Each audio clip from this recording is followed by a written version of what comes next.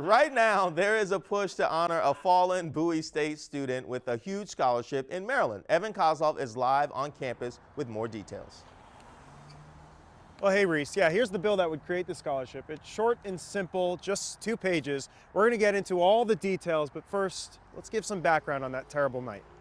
The namesake for the scholarship was a young man named Richard W. Collins III. He was just 23 and an active ROTC student at Bowie State. On May 20th, when this terrible incident took place, he was set to graduate in just a week. In all ways, this young man had a bright future. So here's what happened. On the night of the 20th, he was waiting at a bus stop on the UMD campus. That's when a 22-year-old named Christopher Urbanski stabbed him to death for no apparent reason. He's now been charged with a hate crime.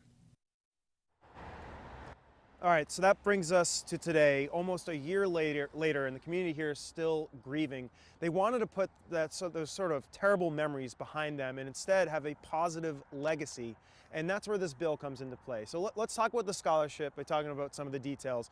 It would create what's called the Richard W. Collins III Leadership with Honor Scholarship. It would mandate that the state gives $1 million to ROTC programs each and every year that would go to minority students at Maryland's 4 historically black colleges and universities. Now, of that money, 25% of it would go right here to Bowie State University, 75% would go to the other HBCUs, UMES, Coppin State, Morgan State. Right now, Reese, it's just a proposal, but it is looking good because they have both the Senate Majority Leader and the Senate President that are the co-sponsors of this bill. So we'll have to see if this does actually get passed, but it's just a way to honor this young man who's stabbed and killed, taken far too soon.